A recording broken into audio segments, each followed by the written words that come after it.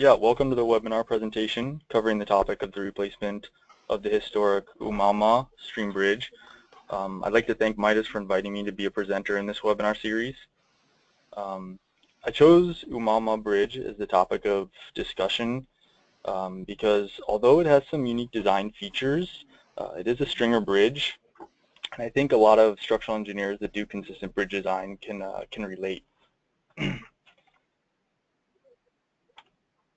So my name is Piers, and I am a structural engineer for KSF Inc. We're located here in Honolulu, Hawaii. I'd like to discuss an overview of the bridge replacement project and some of the features of MIDAS Civil that help aid in the analysis of the structure at some of the different limit states. This photo of me, it's actually an old photo, so I'm just going to update it real fast if you guys don't mind. There we go. That's more like it. That's a more accurate photo I took this morning. So we'll proceed with that one there.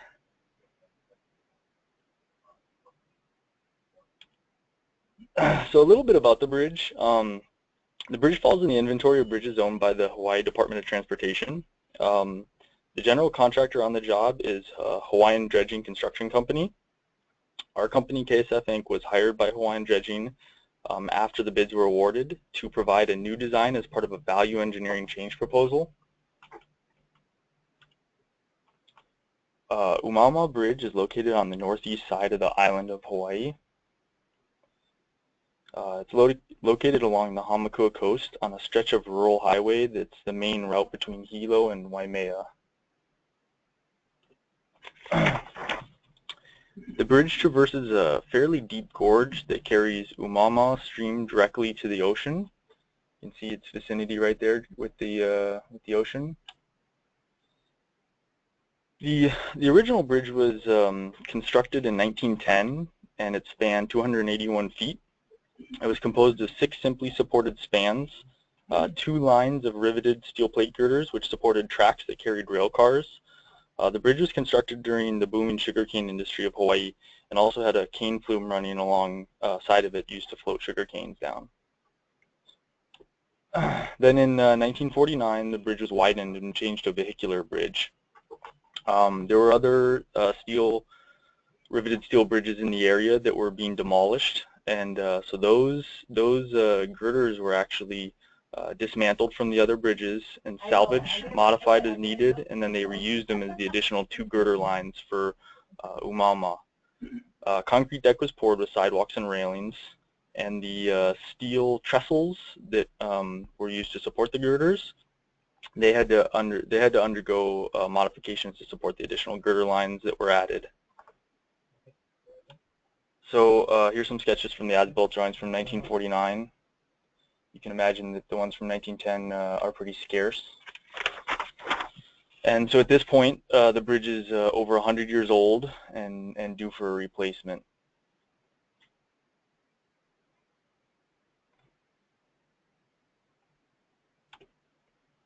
When a bridge gets that old, as-built drawings become scarce, condition of the bridge becomes kind of ambiguous, so load rating results are hard to calculate. And since there's so much unknown about the material properties, actual section properties of the girders made load ratings difficult, so a lot of load rating engineers would have to err on the conservative side. So all this stuff kind of contributes to a need for a bridge replacement. So there were several key design considerations that need to be accounted for during the initial design phase. High wind speeds. Hawaii is located in a hurricane-prone region with 105 mile per hour wind speeds. The cranes that were going to be used at each of the abutments had an impact on the design considerations.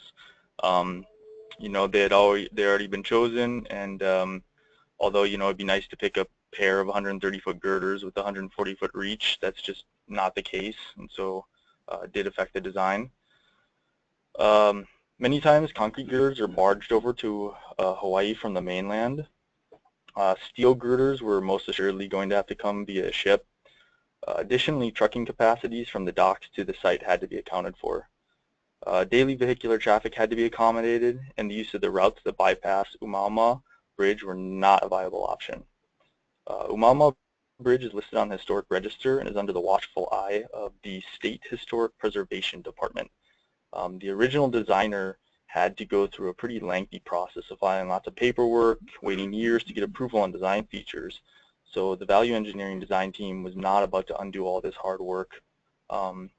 Any design changes that we were going to make had to be tactfully approached. Since the original bridge was steel, replacing the bridge with concrete girders is out of the question. The steel girders would need to maintain the exact same layout and relatively similar girder heights. The existing steel trestles had to remain in place, even if not functional, and the original design utilized an aesthetic concrete railing, which we had to incorporate into our new design as well.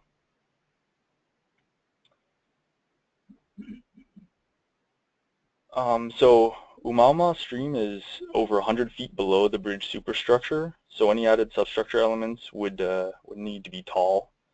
Hawaii Island is also the most seismically active of all the islands, so the short period horizontal spectral acceleration coefficient is 0.97 Gs, and the bridge is classified in seismic zone 4.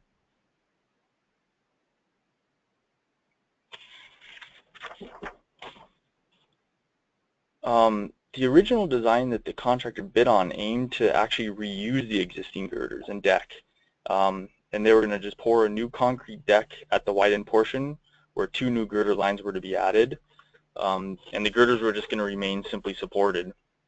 So we wanted to provide something that would serve the public a little bit better, give them more longevity out of the bridge life with less maintenance issues for the future. So it was decided that we were going to make the bridge with 6 new continuous girder lines instead of the originally proposed reused simply supported girders. This further eliminated the need for any deck joints that always proved to be maintenance issues in the future. Cast new concrete piers were going to be placed, and they had to be kept within the existing steel trestle, merely to keep the existing steel trestle as an aesthetic historic feature.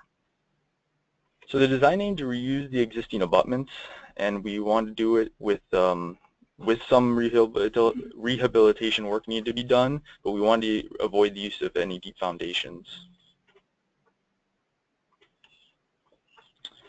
So daily vehicular traffic was accommodated by erecting a 1-lane temporary detour bridge alongside the existing Umauma bridge. The 2 interior piers and spread footings were constructed within the confines of the existing steel trestles. A geosynthetically reinforced soil backfill was placed and aimed to reduce the load on the abutments. Friction pendulum bearings were used, and they provide the benefit of isolating the superstructure from the substructure and thus reducing the force in the substructure. The superstructure stringers were going to be made from welded steel plate girders, and the deck was going to be made from individual precast post-tension deck panels with field cast UHPC joints. So here is a downstream elevation of the bridge. Very simple design. Doesn't look anything too overly complex, but it's got some unique design features incorporated into it. And for the typical cross section, so one thing you might notice is the girder lines are stepped vertically when measured adjacent to each other, and the purpose of that was to cut down on the amount of UHPC that was used, because the material is rather expensive.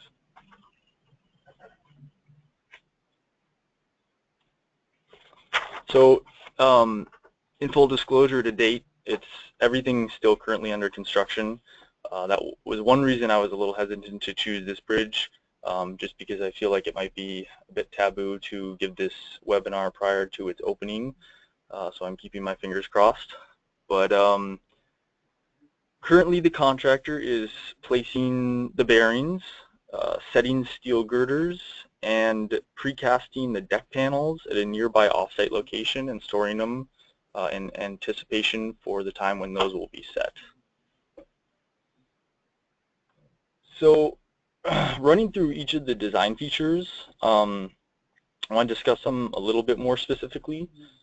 So we worked closely with Acro and got a one-lane detour bridge erected right adjacent Umauma Bridge, and this has been providing a detour route for the entirety of the project so far. This is a rather important aspect of the overall design, because if you remember me saying, the original design utilized the existing girders and deck, and they did construction work with this. And so they were able to provide through traffic across the existing bridge. But there were many reasons that we didn't want the VE design to do this. This would have affected the construction time frame, and also there would have been an inability to provide full width precast deck panels. So this would have necessitated a longitudinal closure pour somewhere along the deck.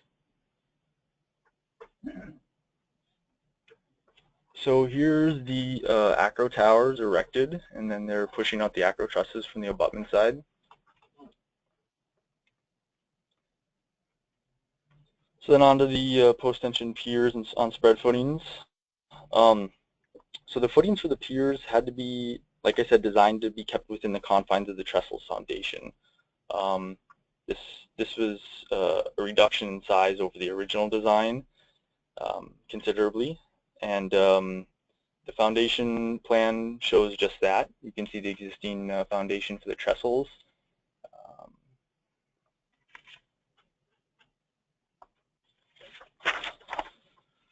So the columns then were constructed right up the center of the existing trestle without conflicting with any of the steel members.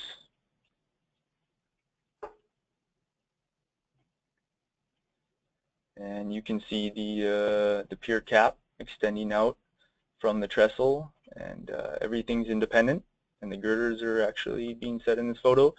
So again, the existing trestle is just an aesthetic element at this point. So there's no load being transferred into the existing steel trestle, but it was a requirement to keep it for historic purposes.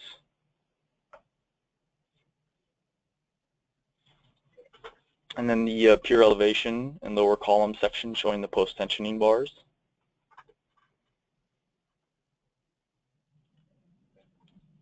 So we decided to make the a semi-integral abutment where we would attach the back wall to the girders and have a closure pour on top with the UHPC joint, and set the approach slab on top of that, and use a geosynthetically reinforced soil backfill, or GRS backfill. So the GRS backfill provides a stabilized soil mass behind the abutment that exerts minimal loading on the abutment itself, while providing a resisting stiffness to the superstructure when it moves longitudinally during a seismic event.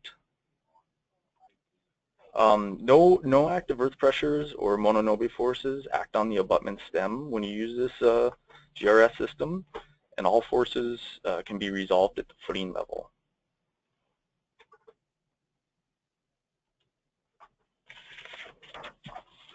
So here the abutment is being retrofitted, wing walls are constructed, and soon ready to backfill.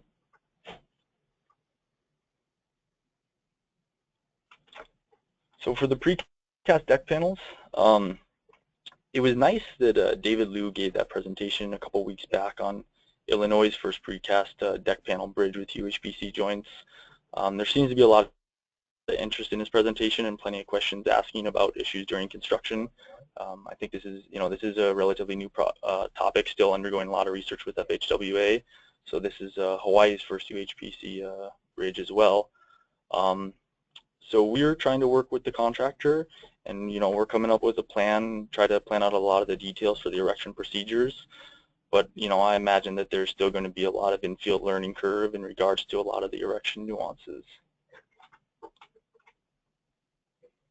So for Umauma, there are 21 individual deck panels, all equal length, being used. The panels are cast as full width panels, so there is no longitudinal joint in the bridge.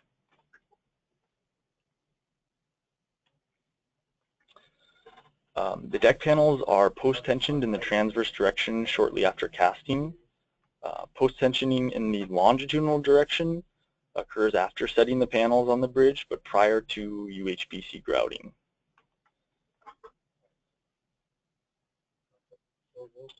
So the contractor is casting these himself, and has set up a casting bed nearby to the bridge in an off-site location. Here's a picture of the bed, and you can see the reinforcing, the PT ducts and the stud rails just prior to pouring concrete. And here they are pouring concrete, doing a really good job of vibrating those panels.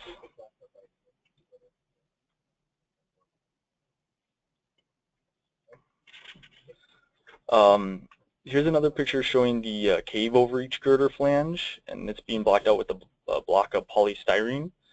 There's also, you see some wiring for strain gauges that is being run through the deck panel, protruding into each cave, and there's some strain gauges that are going to monitor the behavior of the UHPC during the service of the bridge. So on the underside of the cave, this is what sits over the girder flange, and this is going to be flooded with UHPC grout. You can also see the transverse reinforcing steel sticking through that cave, and I'm going to talk about that a little bit later.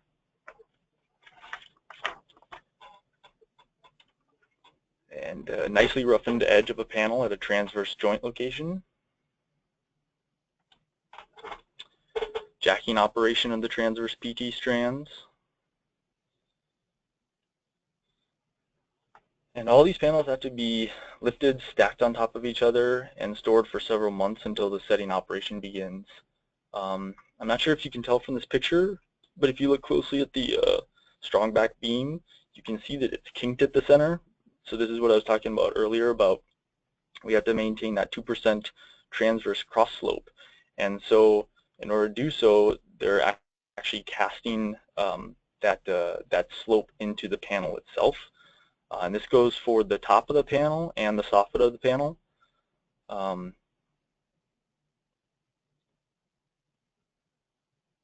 There's not going to be any overlay poured on this bridge when it's finished, so that's why they had to kind of get this taken care of during the casting operation. There's provisions for minimal grinding as necessary and grooving when finished.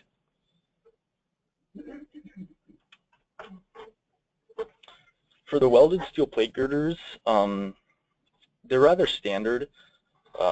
We use 70-inch deep girders, grade 50 steel for both the web and flanges, and cross bracing spaced at approximately 17 feet on center.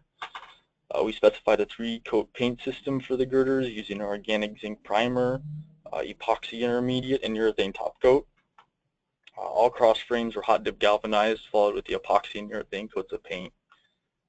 I think the kettle size limitations on the mainland were prohibitive for actually hot dip galvanizing the girders themselves. So because we were using precast deck panels, particular attention needed to be given to the exact layout of the deck panels and subsequently the layout of the studded shear connectors to ensure no conflicts occurred between the two elements. So I recommend providing extra studs when necessary in case fit-up tolerances aren't exactly how you expect. This way you can maybe lose a few lines of studs without any consequences.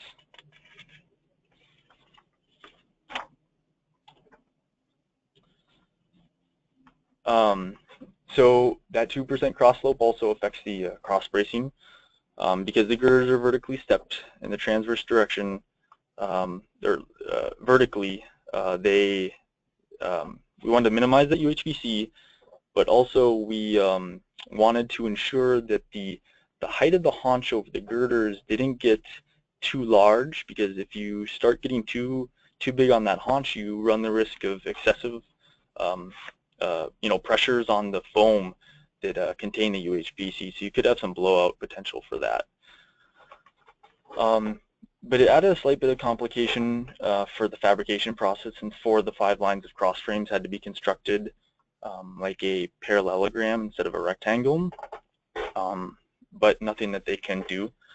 But since the girder spacing was irregular, you can imagine that they had to create multiple jigs, just to fabricate these cross frames. We had the cross frames fully welded and field bolted to the stiffener plates, which helps, of course, accelerate construction time. The cross frames over the abutments incorporated a double channel that was designed to transfer the transverse shear force from the superstructure to the abutment. This also served as a point of jacking for bridge bearing replacement in the far future. We had tried to closely calculate the tolerances on the EVA foam that would be blocking between the deck panel and girder flange. Based on these limits, we specified a shear stud height after burn down of 3 inches. This put the top of the shear connector just below the bottom transverse reinforcing that was protruding through the cave of the precast deck panel, which I show there in red. So this is something that would not normally be prudent, since conventional wisdom tells you that you want the shear connectors to actually have a physical overlap with the rebar, so you can ensure, you know, horizontal shear forces are transferred between the two elements. But that's kind of one of the big benefits of the use of this UHPC, as it allows the shear mechanism to basically develop in the material itself, and it can transfer that load across the gap, and you still get composite action. So this is a particular area study that the FHWA has conducted numerous full-size tests on with very favorable results.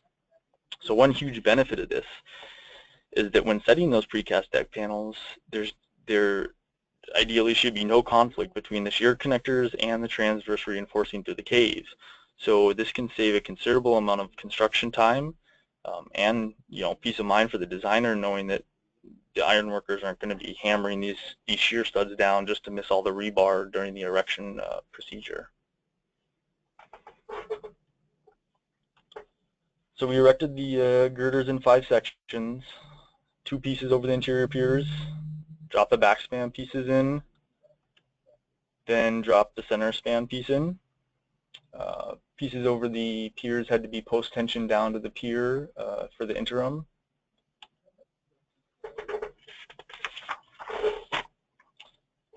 For the most part, the contractor has been pretty much connecting the two adjacent girders together and setting them as pairs.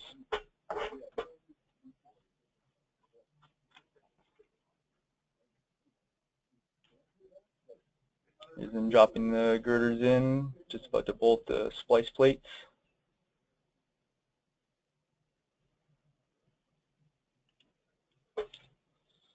So the friction pendulum bearings were used to isolate the superstructure from the substructure. The use of these bearings increases the structure's period and displacement versus that of an unisolated structure, but it has the benefit of decreasing the acceleration and then the load that is transferred into the substructure.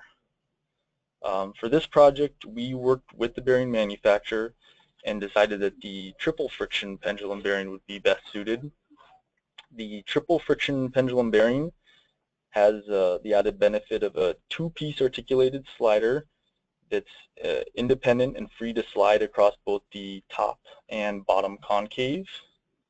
This essentially allows the bearing to have twice the deflecting capacity of the original friction pendulum bearing without increasing the size or footprint of the bearing.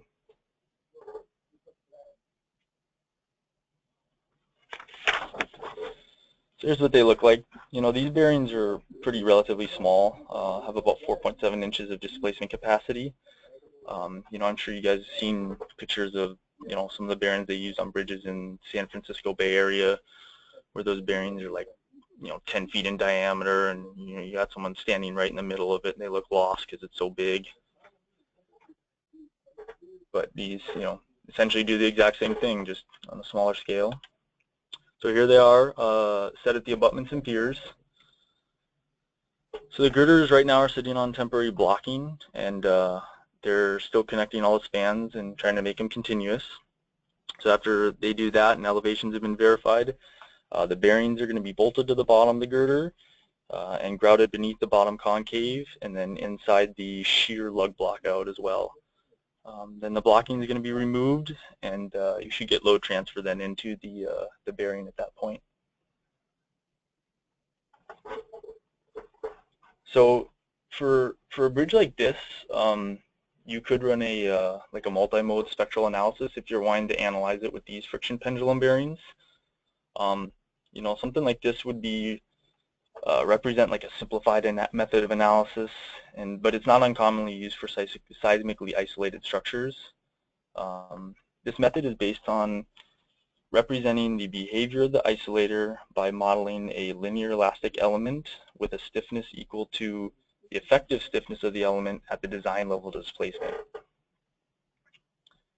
So in order to account for the actual energy dissipated from the isolation system by the true behavior of the hysteresis curve, the modes with greater periods than 0.8 times the effective period are isolated by scaling the response spectrum curve by a damping coefficient, and that's dependent on the bearing properties and the behavior of the bridge at the design level. So inherent in this approach is the need to perform an iterative analysis where the designer needs to adjust the effective stiffness of the linear elastic element and damping reduction factor until they can achieve convergence on the assumed and calculated values of isolator displacement. This method of analysis is believed to be suitable for Umauma bridge, since Umauma is a straight bridge without any skewed supports, very similar heights of the interior piers, no abrupt changes in the superstructure stiffness, and relatively equal span lengths. And there's no other irregularities in the geometry either. But there are some stipulations that the designer should be aware of when performing this type of analysis. And you can refer to the AASHTO guide spec for seismic isolation design as a good reference material. So the bridge can't be classified as critical, must either be essential or other. Otherwise, the time history analysis needs to be performed. Structures with effective periods greater than 3 seconds also require a nonlinear time history analysis. So the designer should verify in the model that the effective period is indeed less than 3 seconds. For isolation systems where the effective damping expressed as a percentage of critical damping exceeds 30% of critical, then a three-dimensional nonlinear time history analysis should be performed. And you're supposed to run it with the actual hysteresis curves of the isolation system. And then when establishing the design forces of the substructure, the usual response modification factor R should be divided by 2, but it doesn't need to be taken less than 1.5. And the intent of this is to ensure that on average the substructure will behave essentially elastic for the design earthquake and ensures proper performance of the isolation system, since you don't want your isolation system to be the mechanism for dissipating energy and not the inelastic behavior of the substructure elements.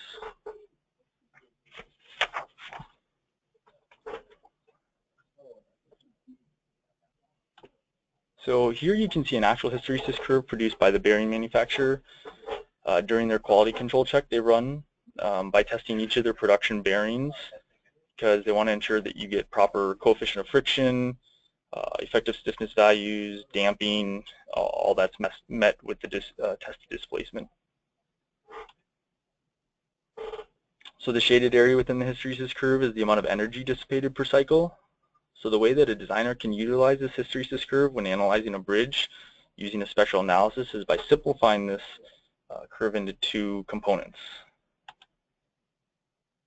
So from here you have a stiffness of the friction component and a stiffness of the pendulum component. And then an initial secant stiffness can be approximated from this force displacement curve. This stiffness should be used to represent that of the linear elastic element in 2 orthogonal directions. You can see where if like the post-elastic stiffness value, the KD, remains the same as your yield force, if the KD remains the same and your yield force Fy remains the same, the effective stiffness, the secant stiffness, can change depending on the actual displacement resulting of your bearing in the finite element model. So this is where you would have to iterate it. And then this graphic represents the effect the use of a friction pendulum bearing has on your response spectrum curve. So the period of the bridge increases, as I mentioned, and this decreases your acceleration. And then the damping is taken into account for by isolating higher period modes and scaling the curve by a damping coefficient. So you can see this results in a sharp drop in the spectral acceleration for any modes with a period greater than 0.8 times the effective period. So for a bridge like Umauma, you can model in a couple different ways. Some might be better for different behaviors.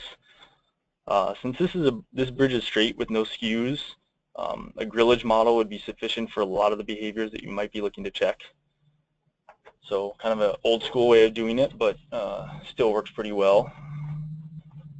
Furthermore, if you're looking to run MIDAS's steel design module, this would be the way you'd want to go. You'd specify the plate girder section via the composite section input option in the section tab. So the deck would be modeled as a crossbeam element, and you'd have multiple ones spaced incrementally, and those are essentially fictitious, but they help to distribute live loads to the stringer elements.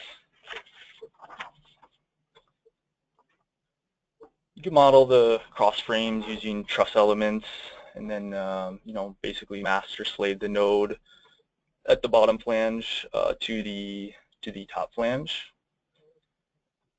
And the moment distribution values are actually pretty accurate, pretty accurate for a bridge like this. I just ran this just as a quick test, and like if you ran the black curve is based on AASHTO LRFD, you could run that in brass to get you a nice output, because that brass is based on just the distribution factors given in AASHTO.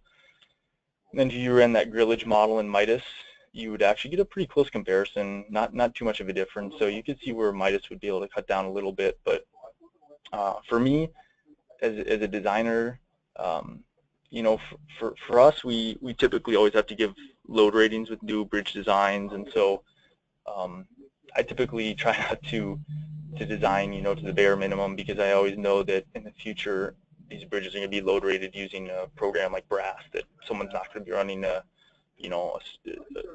structural analysis program like MIDAS, or even a full finite element model.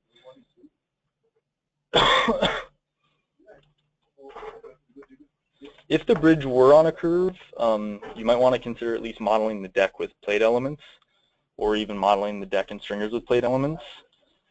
Depending on how finely you mesh the plates, though, you might see a pretty significant increase in computing time. So here, if you did, plate elements for the stringers as well as the deck.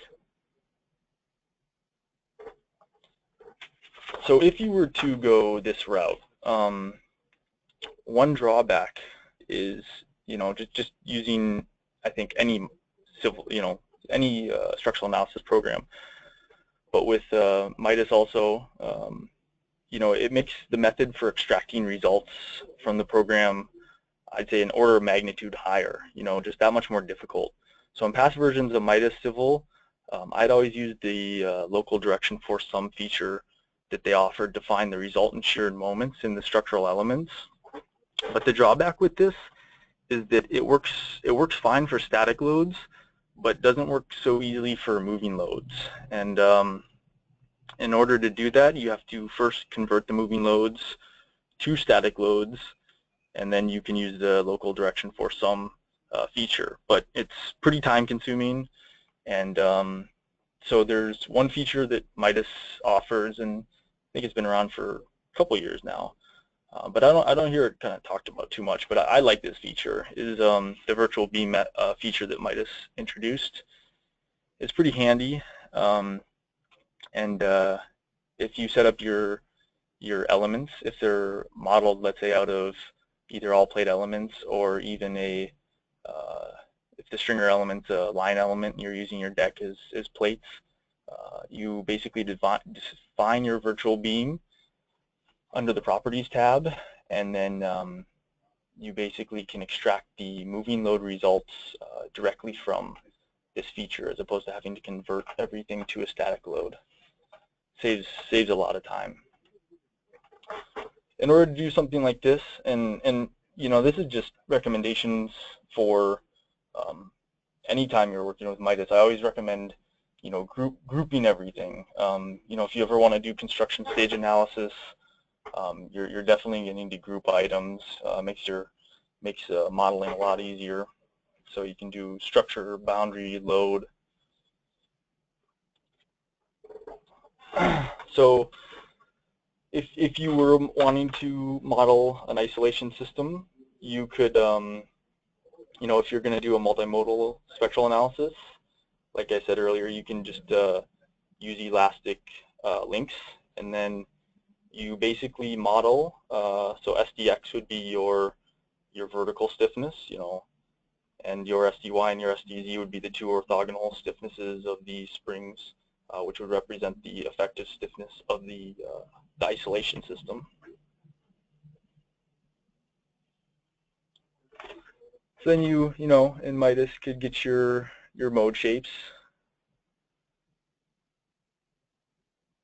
And then, you can check your periods and make sure that you have sufficient modal participation in your masses. And then you can, either do a CQC or square root of the sum squared method to combine your modes. And then you can run your spectral acceleration, and you can, again, like I talked about, scale that down based on the amount of damping that you see in your system. One tool also, I don't know if a lot of people use this tool that MIDAS offers, but I like that they have it built in, is you can, the moment curvature toolbox, if you want, you can for columns, piers, you can basically calculate the moment curvature and come up with the effective EI of your section. So for Umauma, the lower column, like I had said, was post-tension. So for something like that, you want to use basically gross section properties. But for that upper neck of the column, that was not PT'd, so you can actually scale down your effective section based on running the moment curvature. So you can input your section, your rebar, put your axial force in, and you can get an idealized moment curvature diagram. You can use that, and then scale down your E or I, depending on which way you want to do it. Any questions? Thanks, Steven. Let's take a look. There's a list of questions. Do you recall how to find the question box?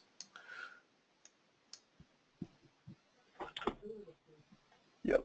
Do we have to switch screens though, Angel? No. You should be able to just expand the menu. Do you see it? Yep. Okay. You don't need to take control back. No. You can. We can stay like this. That's fine. Okay. It might be something related to your presentation, so you can keep the. Okay. Mm-hmm. Okay. What was the reason or the need for the longitudinal PT pre-stressing in addition to the transverse PT? So the longitudinal PT, because we didn't have any joints and the girders were continuous, we wanted to ensure that we didn't get any cracking. So we actually strung strands across the entire length of the bridge, and then we added strands additionally over the piers to ensure that you didn't get any cracking over the negative moment regions. And then the transverse PT was because you had those caves, if you remember those caves in the bottom of the plank. Those basically are like an inverted control joint. So you had to squeeze that transversely because you want to, again, make sure that during the lifting that is not going to be the point in which it cracks.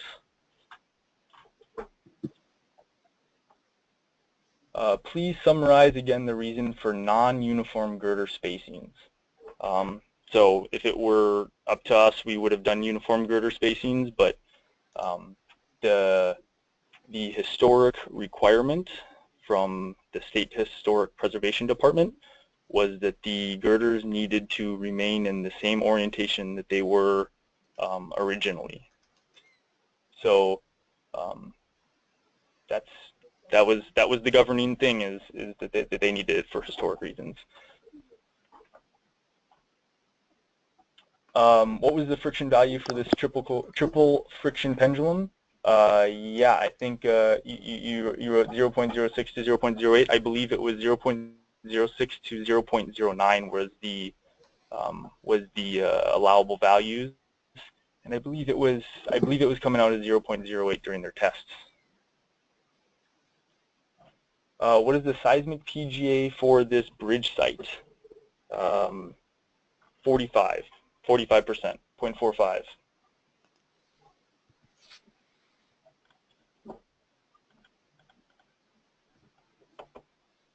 What's the substructure cost savings realized by using the base isolation system? Well, I don't have, say, hard numbers to give on this, but and I don't want to go too much into the original design, but from the original design, it did not use base isolation systems. To the VE design, the footings were reduced by 70%. So, but we never, per se, ran it without the isolation system. So it was kind of always from the beginning known that since we were in a high seismic area, tall columns, we were going to want to use a isolation system.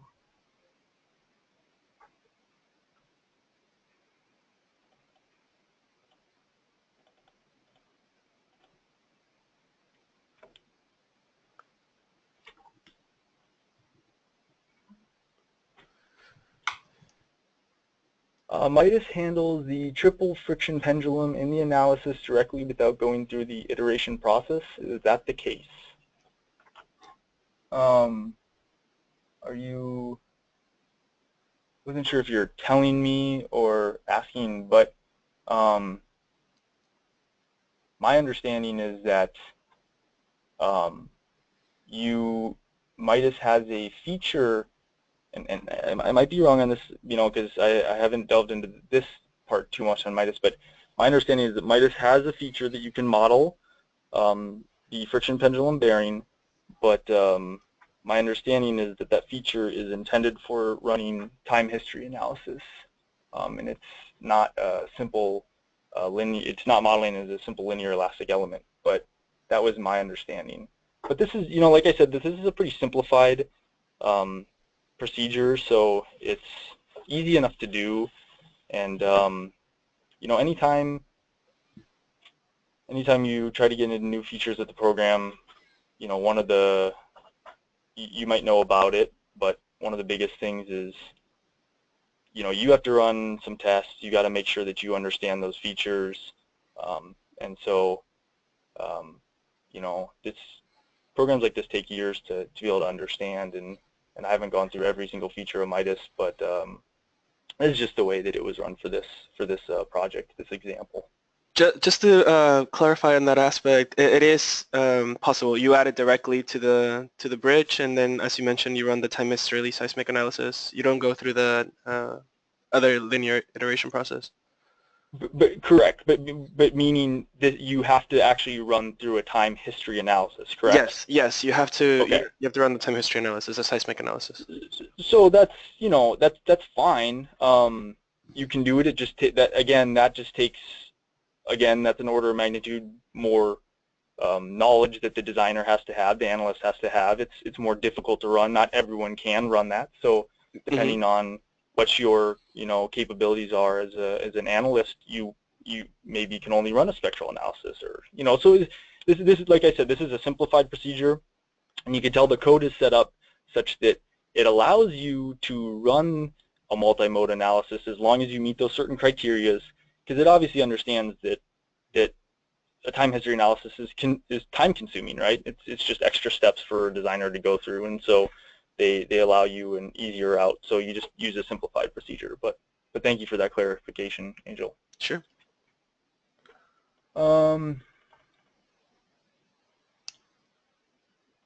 how is the abutment soil stiffness modeled?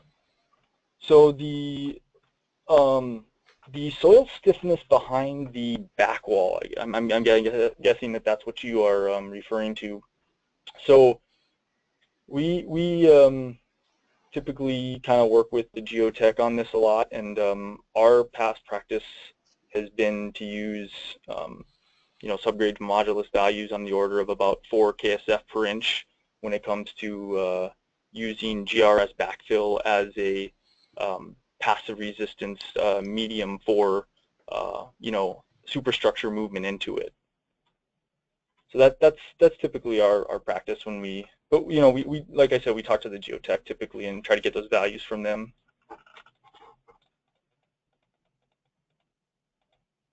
What were the crane sizes used for the paired girder picks, and where were the cranes placed on the site?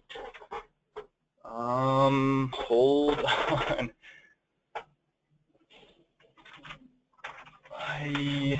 Oh, you're asking questions that are definitely better suited for the contractor on this one. Oh man, I was given some crane charts a while back. Oh, they got the 4100 W crawler on one side. Has Steven, if you don't have it, even try to make a fool of myself. Yeah, I can have the contractor provide better information on that. But they did have to. One interesting thing was they actually had to. They excavated behind the abutments and did the work that was necessary to rehab the abutments, extending the footing, building the wing walls, and then they actually had to backfill the abutments with just regular soil, drive the crane out onto that so they could lift the girders, and then the next step is to drive it back out, re-excavate, and then put the GRS in. So that's a timing thing, but if you're looking for specifics on crane weights or crane capacities, I'd have to get that from the contractor.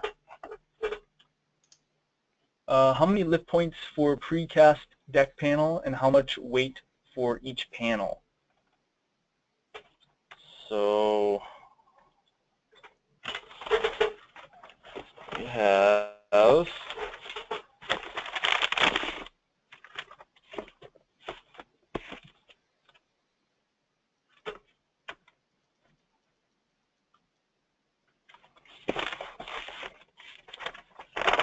okay, so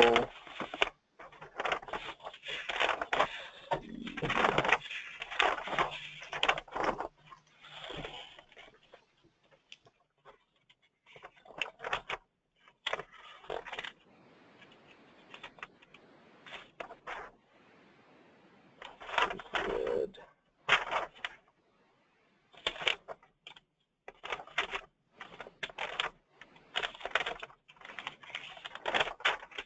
Let me get you that information. If you're looking for specifics, I'll get you that. We were picking with the Gracie leveling lifts, so those were what we were going to use to pick from, and then that was what we were going to use to set the panels down on. But let me get you weights and exact layout on that one. Oh, so the next question: how do you lift the precast deck? So this Gracie leveling lift system, it's basically a base plate with a hollow bar with a threaded insert in it. It's cast into the concrete deck panel itself, and then has a threaded insert that you basically thread into the from the top, and you can pick it up from that. And then you can use the threaded part to basically thread into the Gracie lift and to level it up. So you basically bring the precast panel up when it's set on the girders, and if you have multiple points, you can level it from the multiple points. The 3-span bridge, so how many expansion and fixed bearings does the bridge have? Well, there's no fixed bearings at this bridge. So since they're all friction pendulum bearings, the only restraint you have on the bridge is in the transverse direction at each of the abutments. So there's no fixed bearings per se. And I think there's one last question. Is the soil stiffness modeled in the model on this project? Thanks for clarifications. Yes, again, back to soil stiffness. I'm guessing they're referring to the soil stiffness behind the back wall, and that was an important aspect of the seismic analysis. Is that we were relying on like I said, the 4 KSF as a stiffness in the longitudinal direction. So it definitely helps to resist the forces in that direction. So yes, it was. And that about wraps it up. Yeah, thank you very much, Stephen. Very easy. Yes. So thank you again for your time, and everybody for their time as well. And we'll be posting the video, the recording up in our page soon, and sending out the emails with the link. Okay. All right, thanks very much. Bye. Thanks, Angel.